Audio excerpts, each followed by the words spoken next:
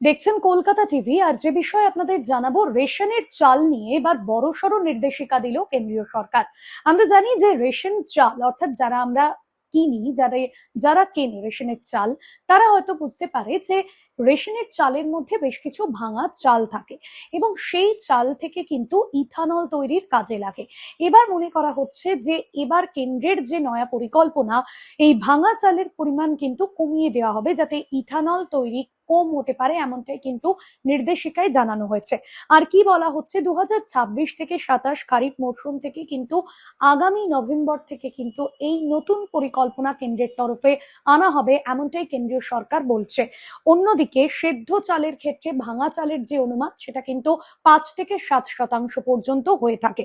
অন্যদিকে আতপ চালের ক্ষেত্রে ভাঙা চালের যে পরিমাণ, সেটা 15%-এর কাছাকাছি হয়ে থাকে।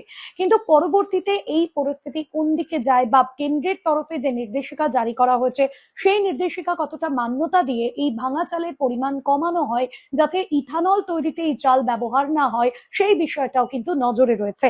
অন্যদিকে একটা সরকারি সূত্র দাবি করছে, যেটা মূলত যে পরিসংখ্যান বলছে যে 2027 থেকে 28 একটা প্রস্তাব দেওয়া হয়েছে সরকারের তরফে, যে এই সময়ের মধ্যে কিন্তু এই ভাঙা চাল, রেশনের চালে তার পরিমাণ কিন্তু কমানো হবে, যার ফলে ইথানল যে তৈরি, সেই তৈরিও কিন্তু অনেকটা কমবে, এমনটাই মনে করা হচ্ছে।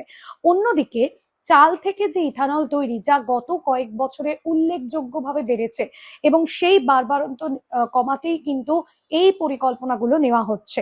অন্যদিকে পেট্রোলের সঙ্গে মেশানোর জন্য প্রয়োজনীয় ইথানলের যোগান নিশ্চিত করাও কিন্তু কেন্দ্রের এই মুহূর্তে প্রধান লক্ষ্য। এই সমস্ত বিষয়ে পরিকল্পনা হচ্ছে এবং ইতিমধ্যেই খাদ্য দফতর এবং সংশ্লিষ্ট যে সমস্ত জেলা রয়েছে, যে সমস্ত জায়গায় রেশনের চাল সরবরাহ করা হয়, যারা পাচ্ছেন গ্রাহকরা, সেই সমস্ত এলাকায় কিন্তু ফুড ডিপার্টমেন্টে যারা রয়েছেন তাদের কাছে ইতিমধ্যেই নির্দেশিকা চলে গিয়েছে। যাবতীয় যে প্রস্তুতি, সেই প্রস্তুতি কিন্তু শুধুমাত্র অনুমোদন পাওয়ার অপেক্ষায়। এখনো পর্যন্ত যেটা দেখা যাচ্ছে যে এই রেশনের চাল, সেই চালে যদি এই ভাঙা চালের পরিমাণটা কমানো হয়, তাহলে এই যে মিড ডে মিল নিয়ে এত কথা হচ্ছে বা অঙ্গনওয়াড়ি কেন্দ্রগুলোতে বিভিন্ন সময় খাবারের নিম্নমানের চাল দেওয়া হয়, সেই চালেও কিন্তু অনেকটা পরিবর্তন হবে, সেই চাল অনেকটা ভালো হবে, এমনটা কিন্তু মনে করা হচ্ছে এবং তার জন্যই কেন্দ্রের তরফে এই সিদ্ধান্তের পথে হাঁটা হচ্ছে। আজকের বিষয় এ পর্যন্তই, তবে অন্যান্য খবরের জন্য দেখতে থাকুন কলকাতা টিভি রাত 3:07।